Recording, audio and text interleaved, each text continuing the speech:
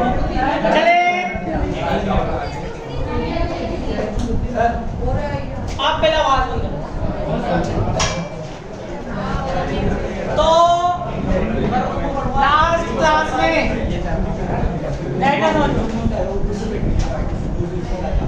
Last class में हमने इस बुक की लास्ट यूनिट नंबर 5 स्टार्ट की थी।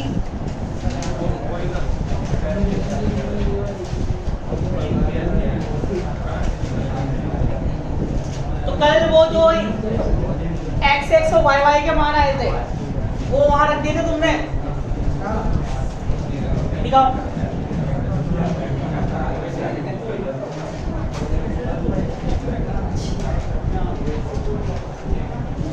लास्ट क्लास में x x का मान a1 sin hyperbolic alpha x plus a2 cos hyperbolic alpha x और y y क्या है था w a1 a2 था ना, ab का था मैंने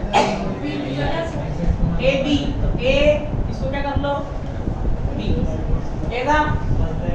तो यहाँ पर a sin अल्फा x और plus b alpha y plus b cos alpha y। इसमें हाइपरबोलिक आ रहा था, क्यों? क्योंकि ये माइनस में थी। क्या टकरा है तुम्हारे?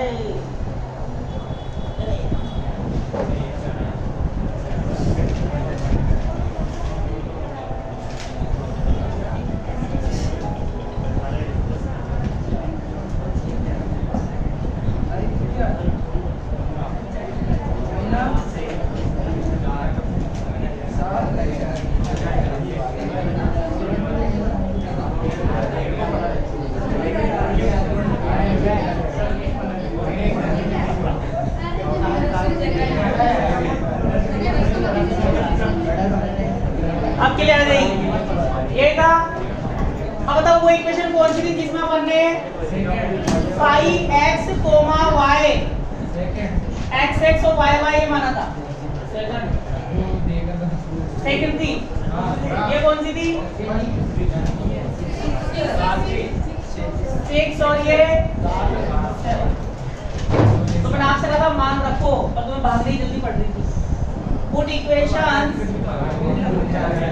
6 and 7 in इक्वेशन 2।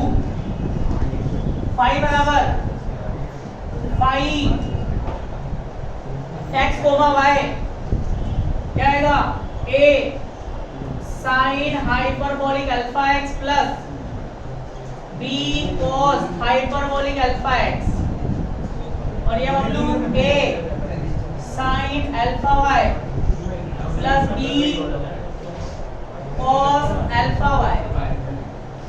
व्यापक रूप में, जनरल फॉर्म में, व्यापक रूप में, in general form phi x comma y क्या लगा देंगे? समेशन अल्फा समेशन बीटा, क्योंकि इसमें भी पदों का योग हो रहा है, उसमें पदों का योग हो रहा है। भाई तो दो के लिए लिखा बनना है, और भी आ जाए तो औरों के लिए। पहला डब्बा सेम, दूसरा डब्बा सेम, ये लिखो मैं।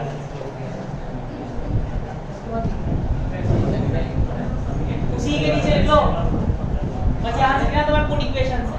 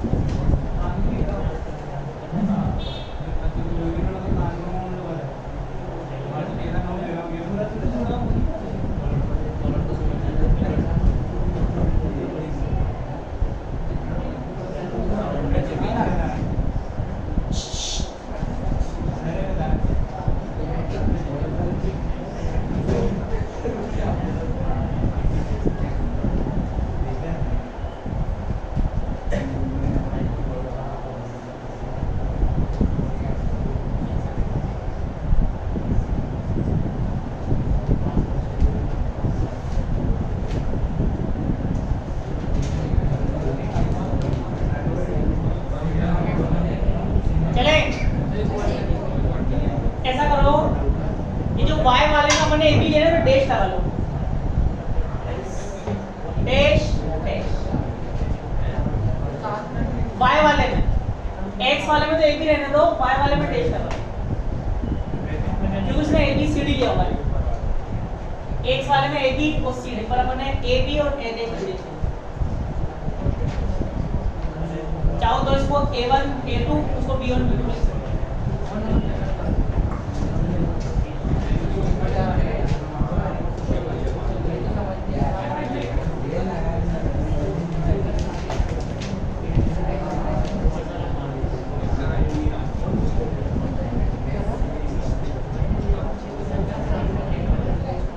चले अगला टॉपिक लिखो,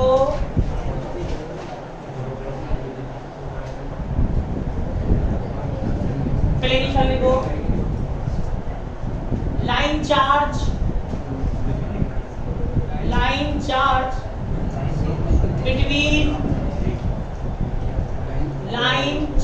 between two earth parallel TW, two earth parallel conducting plates,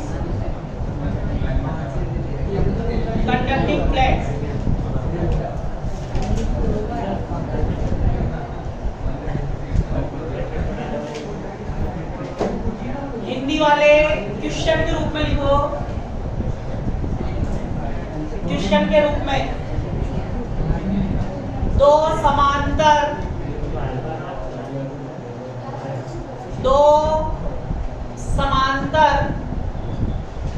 भूसंपर्कित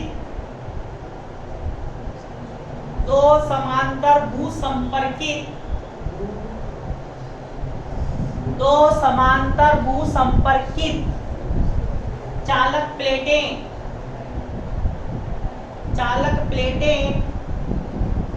एक दूसरे से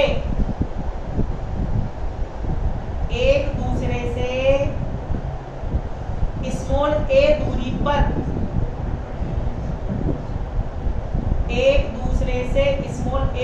पर स्थित हैं। इनके मध्य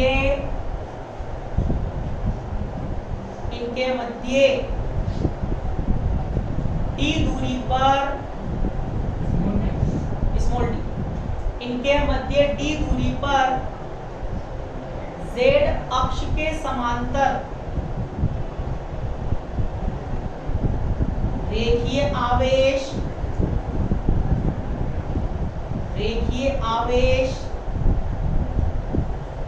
रखा है,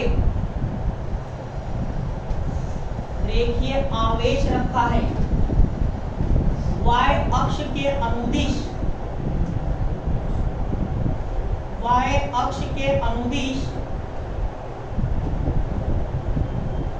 आवेश वितरण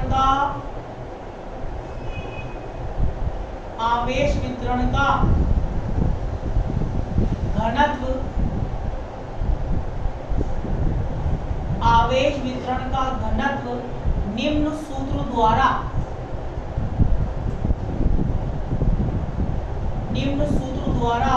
दिया जाता है।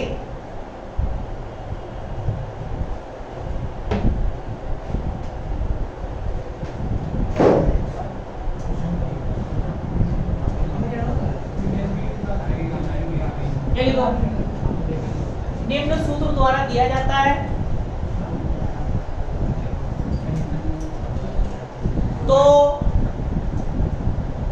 प्लेटों के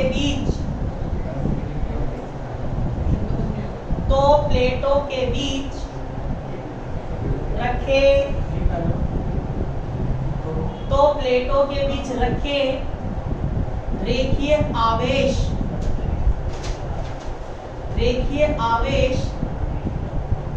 के दोनों ओर के क्षेत्र में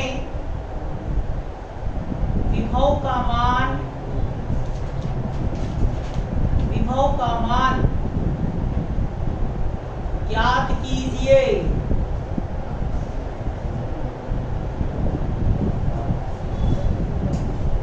विभव का मान ज्ञात कीजिए।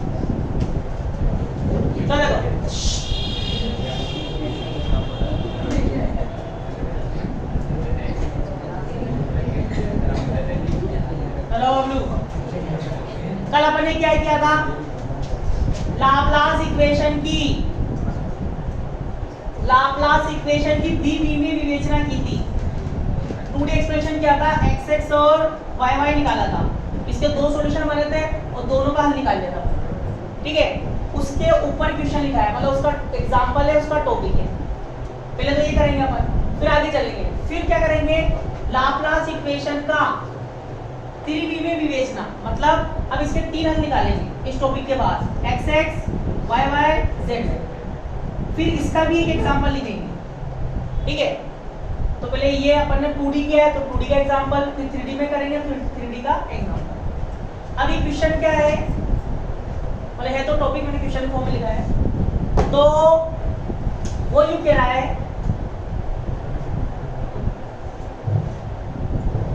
हालांकि सेम टू सेम क्वेश्चन आपको फर्स्ट ईयर में भी करा चुका हूं।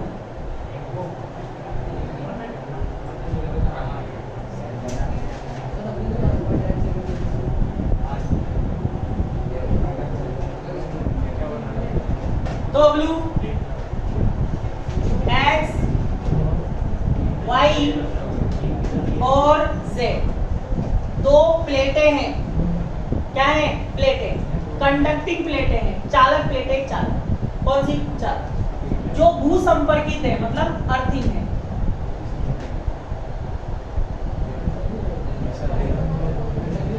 भू संपर्कित का मतलब,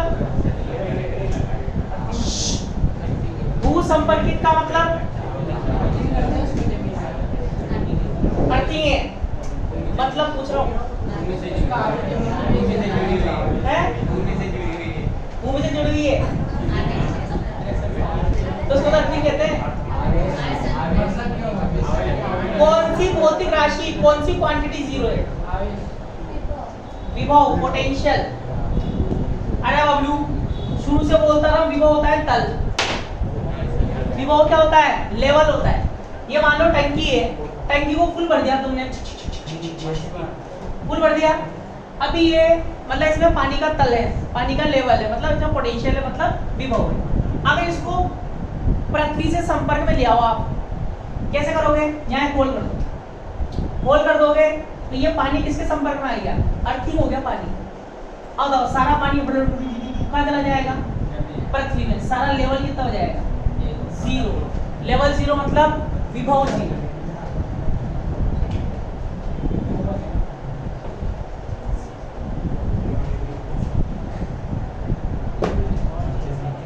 और इनके मध्य, सुनना ध्यान से, ये x है, ये x, ये y और ये z। z अक्ष के समांतर,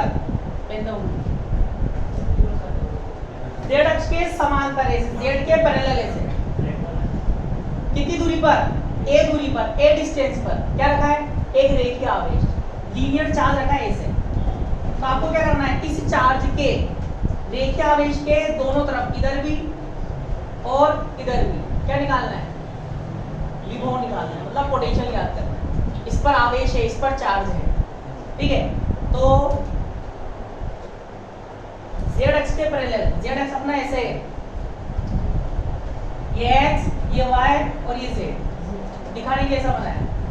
z अक्ष ऐसे तो अपना y भी कैसा होगा? ऐसा।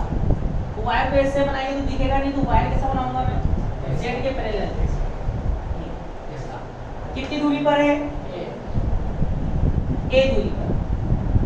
ठीक है, और इस पर चार्ज डेंसिटी कितनी है? सिग्मा y बराबर कितना है Bablu? q del y minus d। चित्र बनाओ।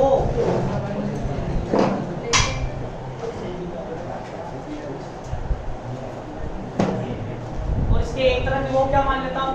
फाई 1, दूसरी तरफ क्या मान लेता हूँ? फाई 2। पहले इंग्लिश वाला लैंग्वेज सीख लो। Two parallel conducting plates, two conducting parallel plates are placed, दोनों प्लेटों के बीच की दूरी मतलब तुम्हें d लिखाई है या a लिखाई है? और तार की दूरी क्या लिखाई है? ये d है ना, ये d लिखाई है ना बबलू। और प्लेटों के बीच दूरी क्या है? a है।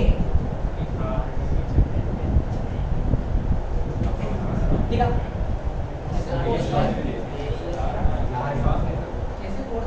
एक दूसरे क्या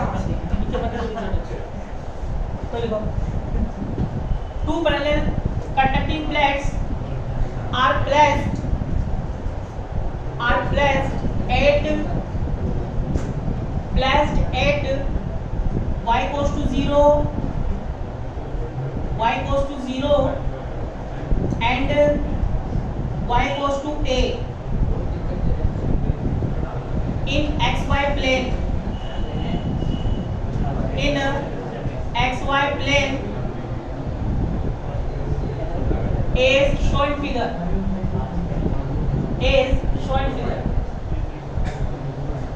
both plates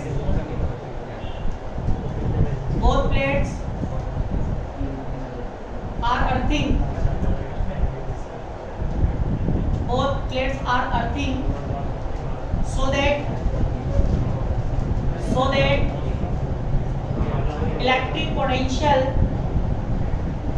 so that electric potential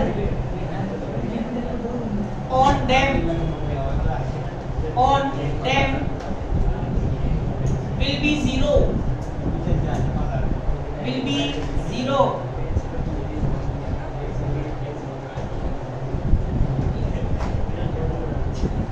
The weight of line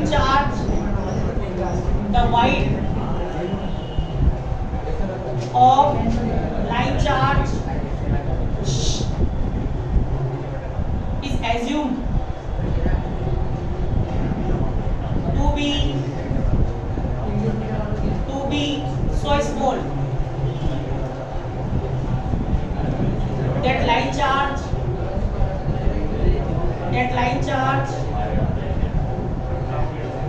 can be represented by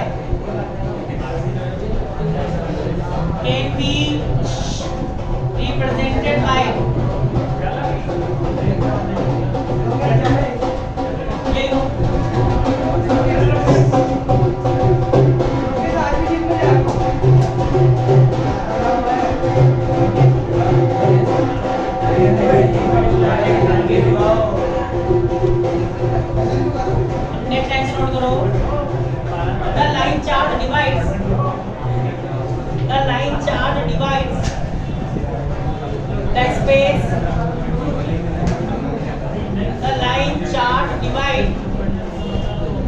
divides the space between the plates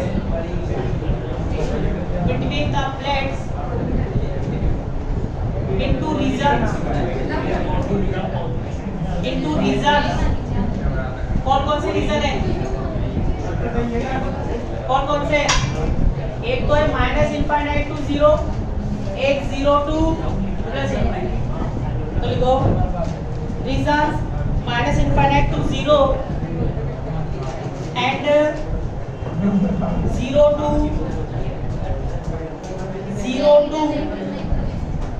plus infinite, 0 to plus infinite, where the potential are phi1 and phi2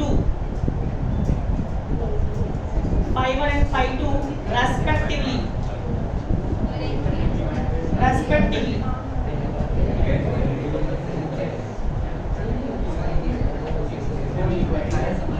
but no charge in that space,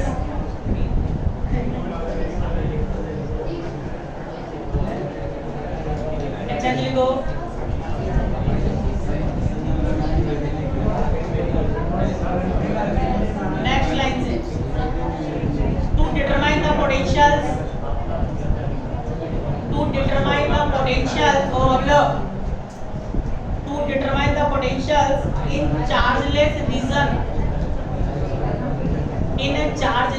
region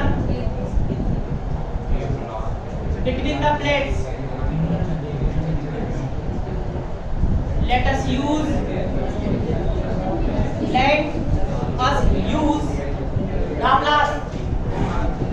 Laplace equation. किससे पूछ रहा है? किससे पूछ रहा है? क्या कर रहा था तो उसमें?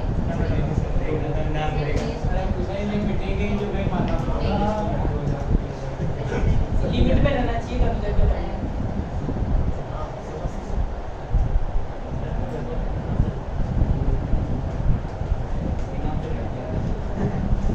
देखो चित्रानुसार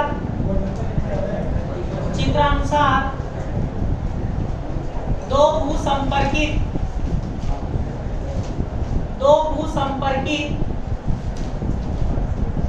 चालक प्लेटें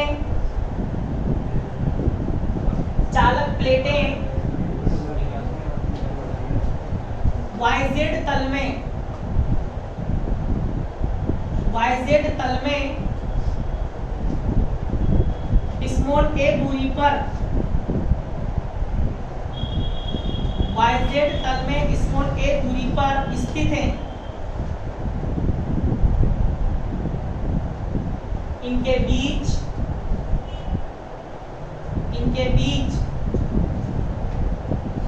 जैसे को 0, D इनके बीच 0, D स्थिति पर एक रेखीय आवेश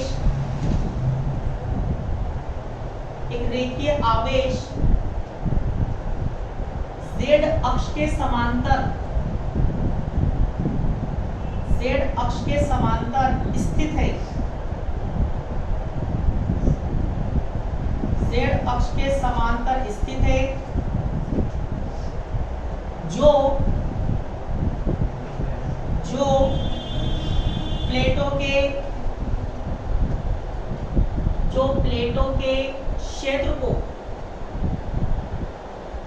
प्लेटों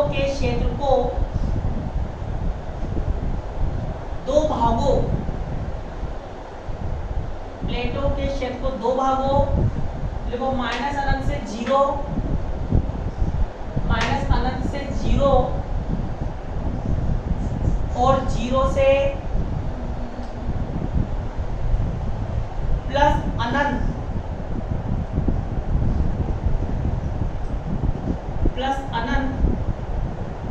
तक विभाजित करता है।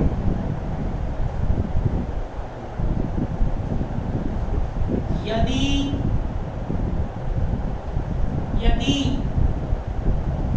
दोनों क्षेत्रों के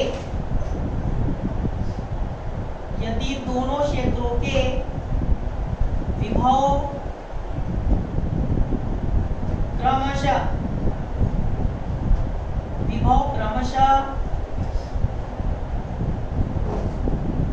phi1 और phi2 हो,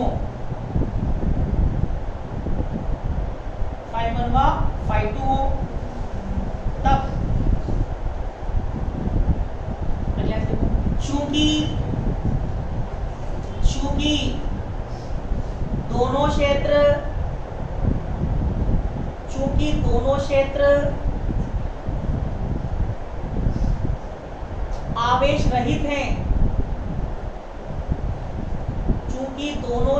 आवेश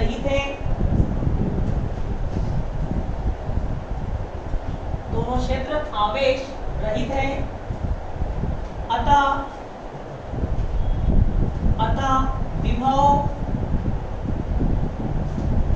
phi1 और phi2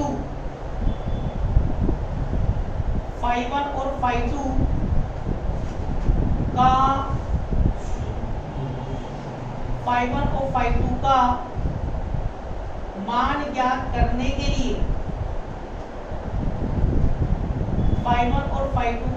ज्ञात करने के लिए लाप्लास समीकरण का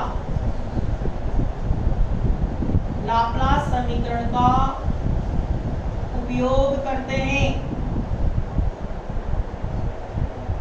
लाप्लास समीकरण का उपयोग करते हैं। अब सुनो ध्यान से, तो हम लोग ये अपनी प्लेट है, एक प्लेट ऊपर है एक प्लेट नीचे है, सुनना ध्यान से, एक प्लेट ऊपर एक प्लेट नीचे है, और ये रेखा भाई ये बीच में जो वायर दिख रहा है आपको वायर ये ऐसे है।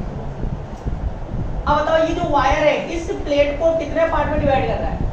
दो पार्ट में। ये जीरो से आ रहा है वायर, तो एक तो हो गया जीरो से माइनस इनफाइनाइट से जीरो और जीरो से प्लस इनफाइनाइट, तो माइनस इनफाइनाइट से जीरो के बीच विभव कितना है? 5 और जीरो से प्लस इनफाइनाइट कितना है? 5।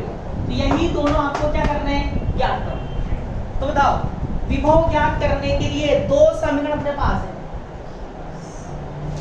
विभव ज्ञात करने के लिए दो समीकरण है, एक तो लाप्लास की पाइसन की, दोनों समीकरण से पोटेंशियल फाइंड कर सकते हो, और आपको पता होना चाहिए कब लाप्लास लगेगी कब पाइसन लगेगी।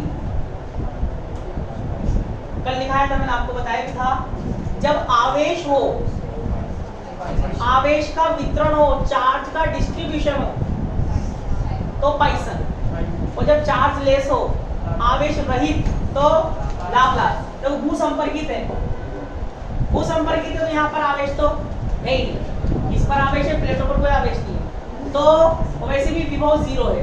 विभव जीरो होने का मतलब क्या? आवेश जीरो है। तो यहाँ इन दोनों प्लेटों पर विभव कितना है? प्लेटों पर विभव कितना है? जीरो। पोटेंशियल कितना है? जीरो। तो इसीलिए यहाँ पर किसका उपयोग करेंगे? लाप्लास समीकरण। मतलब लाप्लास समीकरण क्या थी?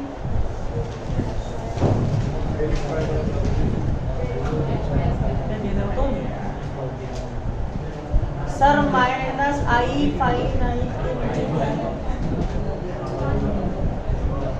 माइनस आई फाइनाइट ऊपर वाली प्लेट के नीचे मिल जाए।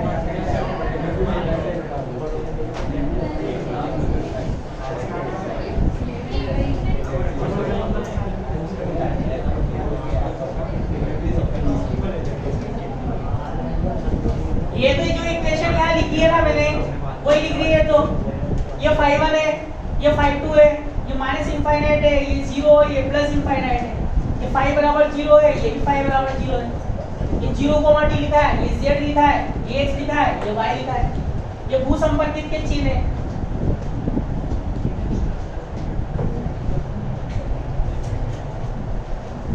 अभी भेज दूंगा लास्ट में क्लास के बाद, अगर नहीं बना हो तो। चले तो बताओ लाप्लास समीकरण क्या होते हैं? डेल स्क्वायर फाई बराबर 0। अब तो प्लेट है, 2D होती है 3D? 2D, तो इसका सॉल्यूशन भी 2D में निकाल रखा है अपन ने। क्या होता है?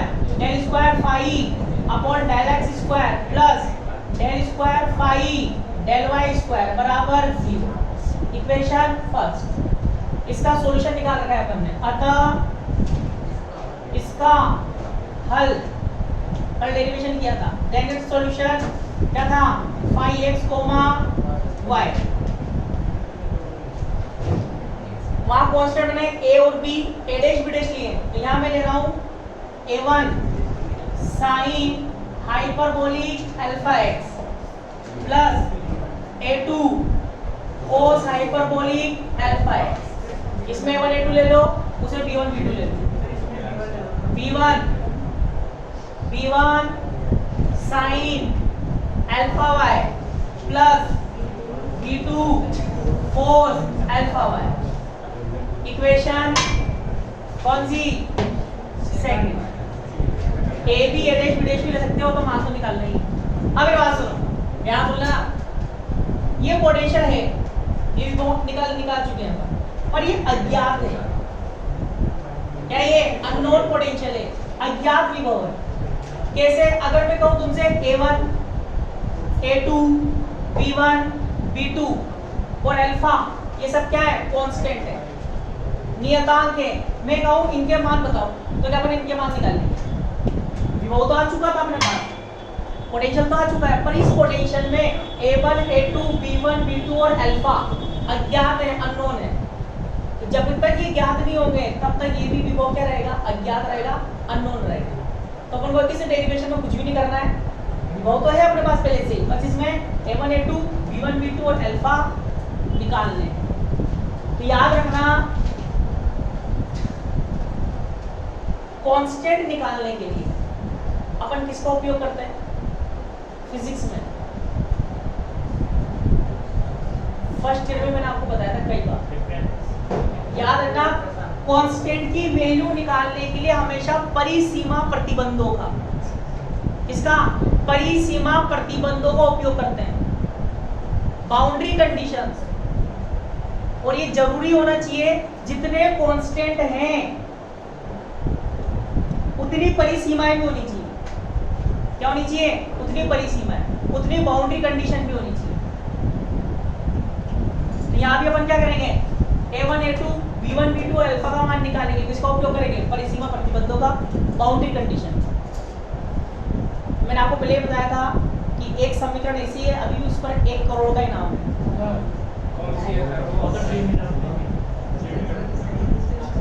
यूएसए की एक यूनिवर्सिटी ने समीकरण है वो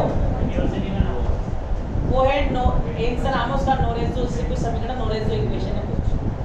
वो समीकरण कौन सी है? आप 11 में पढ़ते हो, धारा रेखीय प्रवाह, विशुद्ध प्रवाह, टर्बुलेंट फ्लो, स्ट्रीमलाइन फ्लो। तो एक साइंटिस्ट ने उसके ऊपर इक्वेशन बना रखी है, पर जैसे ये इक्वेशन है वैसे वो भी इक्वेशन है, पर वो उसका मान भी अज्ञात है। वो क्या है? अननोन है। क्यों? क्योंकि उसमें भी क्या आ रहा है? कांस्टेंट आ रहा है। क्या आ रहा है? कांस्टेंट। और उस इक्वेशन में 64 कांस्टेंट है, 64 कांस्टेंट। तो 64 कांस्टेंट का मान निकालने के लिए 64 परिसीमाएं चाहिए, और परिसीमाएं मैक्सिमम 30 से 35 ऊपर ही ना। वहाँ उस यूनिवर्सिटी ने नाम रखा है कि जो भी इस समीकरण में जितने भी कांस्टेंट हैं उनका मान निकाल देगा और समीकरण को सोल्व कर देगा, उसको 1 करोड़ का इनाम दिया जाएगा।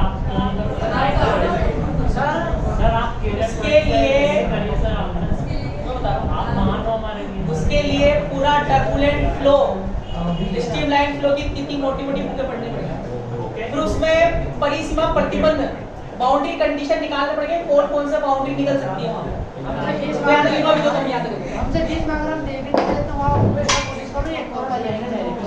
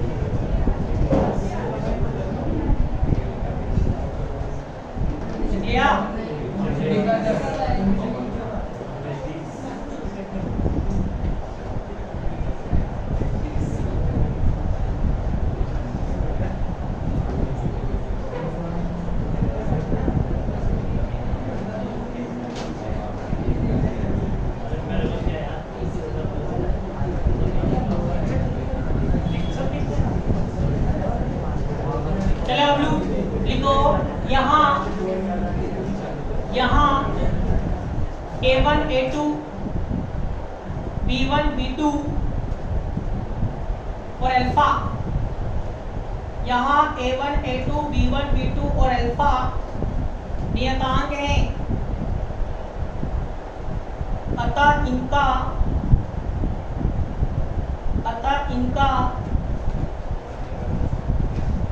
मान ज्ञात करने के लिए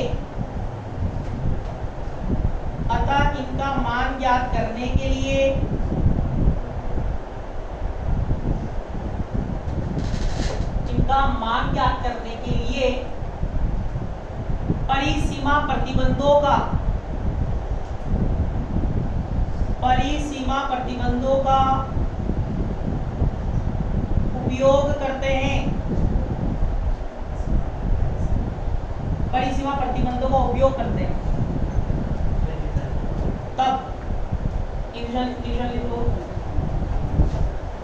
here A1, A2, B1, B2 and alpha, A1, A2, B1, B2 and alpha are constant. Let us apply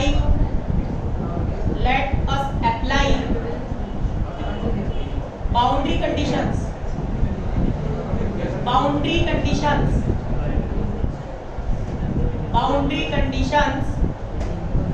of the potentials चला बबलू, बताओ बाउंड्री कंडीशन का मतलब क्या है? बताओ कि इस कमरे में कितनी बाउंड्री है? कितनी है? 6। ऐसे बताओ यहाँ कितनी बाउंड्री दिख रही है आपको इस फोटो में? x बराबर 0, y बराबर 0, यहाँ क्या था? y बराबर a। कितनी बाउंड्री दिखी? 1, 2 और 3, और भी निकालेंगे। तो पहले इन तीनों बाउंड्री का अपन काम में लेते हैं। तो सबसे पहले काम में ले रहा हूँ y बराबर 0। ध्यान से देख लेना बबलू, फर्स्ट बाउंड्री कंडीशन क्या लिखेंगे? y बराबर 0 पर। अब बताओ y बराबर 0 पर विभव कितना है? भाई y बराबर 0 पर कौन सी प्लेट है? पहली कि दूसरी? पहली। यहाँ भी पोटेंशियल 0 है, यहाँ भी पोटेंशियल 0 है। अपन को सिर्फ इस तार के दोनों ओर, एक तो इधर phi1 और उधर phi2 निकालना है।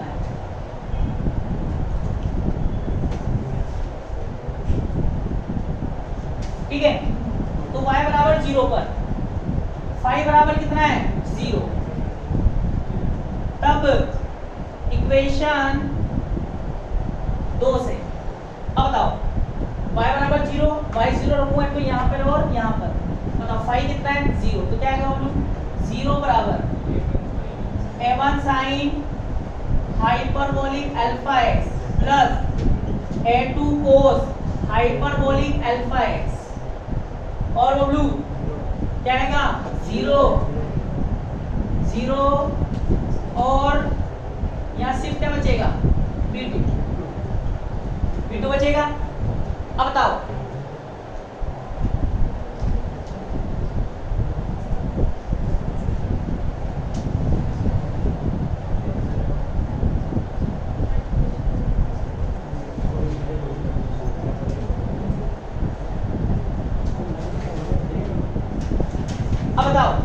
सुनना ध्यान से। अब बताओ इन दोनों का गुणनफल 0 के इक्वल है। इसका और इसका गुणनफल किसके इक्वल है? 0। दोनों का प्रोडक्ट 0 के इक्वल है। इसका मतलब दोनों में से एक 0 के इक्वल है। तो कौन 0 के इक्वल होगा? डब्बा या B2? डब्बा हो सकता है क्या? तो क्या होगा? B2 होगा। B2 का मान कितना आ गया? 0। Equation number 3।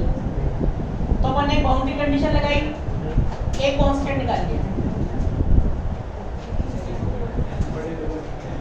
इधर देखो, कुछ भी नहीं किया। y बराबर 0 पर कौन सी प्लेट है? पहली प्लेट क्या है? भूसंपर्कित है, अर्थिंग है। तो पोटेंशियल कितना रहेगा? 0। तो y बराबर 0 पर phi बराबर 0। ये दोनों कंडीशन का रखी इक्वेशन नंबर 2 में। phi का मान 0, ये डब्बा से है।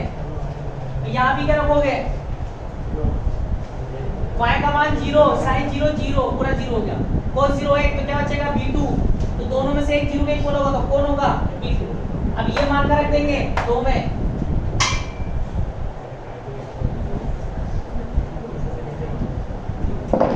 बताओ क्या आएगा? Put equation third in equation first. अब बताओ सेकंड। अब बताओ phi x, y जाएगा A1 sin hyperbolic alpha x plus A2 cos hyperbolic alpha x। B2 0 हो गया, सिर्फ क्या बचेगा B1 sin alpha y। Equation कौन सी 4 याद रखिएगा। यहां तक लिखो तो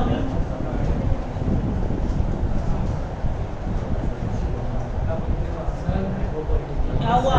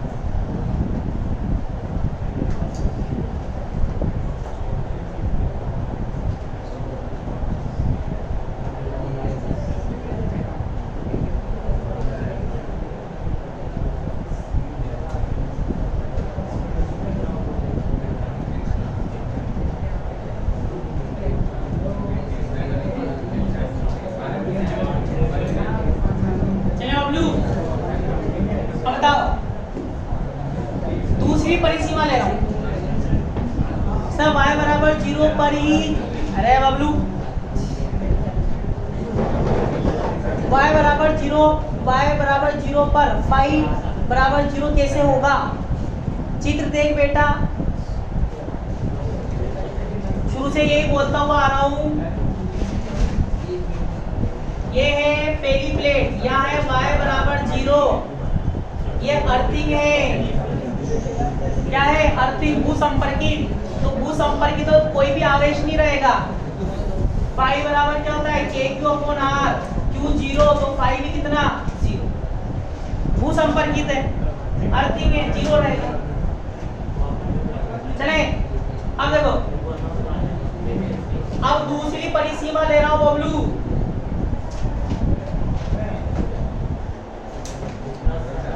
दूसरी परिसीमा y बराबर a पर, ध्यान रखिए ना। अब बताओ y बराबर a पर कौन सी प्लेट है? नीचे वाली कि ऊपर वाली? ऊपर वाली। अब ऊपर वाली प्लेट भी क्या है? भूसंपर्कित है। तो y बराबर a पर फाई बराबर क्या है? 0 होगा। तब इक्वेशन 4 से 0 A1 sin hyperbolic alpha x plus A2 cos hyperbolic alpha x और अबलू क्या आएगा? B1 sin alpha a। y बराबर क्या हो जाएगा? अब बताओ, डब्बा B1 और sin तीनों का गुणनफल 0 के इक्वल है, तीनों का प्रोडक्ट 0 के इक्वल। इसका मतलब तीनों में से कोई एक 0 होगा। कौन 0 होगा? कौन 0 होता है? सीधा सीधा दिख रहा है 0 बराबर, इसको पढ़ दो, साइन 0 होता है, सब जानते हैं। साइन अल्फा बराबर 0। और बताओ अल्फा ए के किन किन कोणों के लिए, किन किन एंगल के लिए 0 होता है? पाई 2 पाई 3 पाई 4 पाई 5 पाई m पाई जमा लेता हूँ m पाई, जहाँ m का मान कितना है 0 1 2 3, यही सिलसिला चलता रहेगा। 0 पुट करोगे साइन 0 0, 1 मतलब 1 पाई 0 2 पाई 0 3 पाई 0। अल्फा बराबर क्या आ गया, अल्फा बराबर m pi upon a। Equation कौन सी, इक्वेशन 5। अब बताओ ये मान कर रखूंगा 4 में, पुट इक्वेशन 5 इन इक्वेशन 4। जहां जहां अल्फा है वहां क्या कर दूंगा m pi upon a, m pi upon a, m pi upon a। ठीक है, अब बताओ कांस्टेंट कौन कौन बचा, a1 बचा, a2 बचा, b1 बचा। अब मुझे बताओ कौन सी इक्वेशन हो जाएगी, 6। अब मुझे बताओ e की पावर थीटा प्लस e की power minus theta upon 2, e की पावर थीटा माइनस e की पावर माइनस थीटा अपॉन 2। ठीक है, थीटा साइन ए के कोस है, और ये वैल्यू क्या देगा इसको चेंज करेंगे उसमें।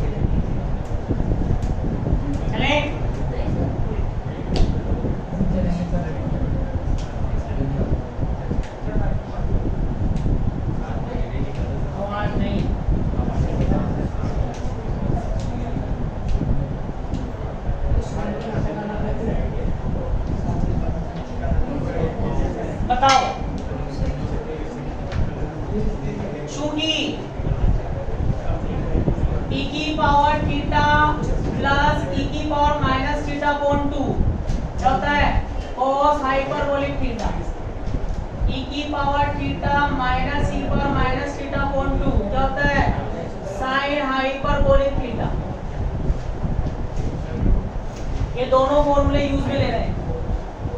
बताओ समीकरण की शकल क्या हो जाएगी, phi X comma Y a1 क्या बनेगा e की पावर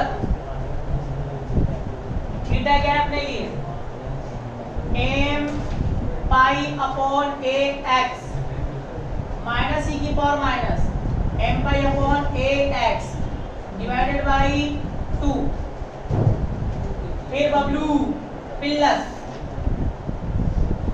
a2 कोस को क्या लिखेंगे e की power M pi upon A into X, फिर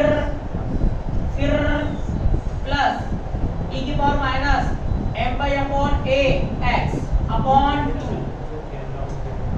और फिर क्या है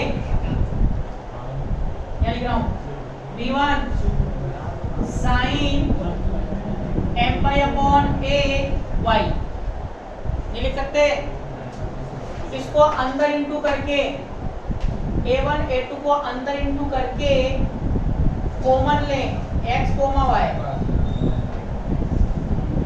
बराबर, तो क्या मैं इसको ध्यान देख लेना ऐसे लिख सकता हूं क्या a1 plus a2 by 2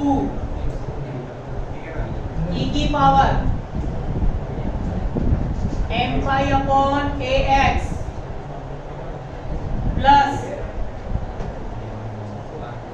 a2 minus a1 e की पावर माइनस का M pi upon A X, a1 को अंदर इंटू करोगे a2 को अंदर इंटू करोगे प्लस वाला कॉमन लोगे तो देखो a1 by 2 a2 by 2 plus का a1 by 2 a2 by 2 plus का ये प्लस वाला कॉमन, ठीक है। अब a1 को अंदर इंटू करोगे तो a1 किस में रहेगा माइनस में, a2 को अंदर इंटू करोगे किस में रहेगा प्लस में बाई 2, और क्या कॉमन आएगा दोनों में से माइनस वाला, और क्या है b1 sine M pi upon A Y. यहाँ तक लिख लो, इसके आगे अगली कक्षा।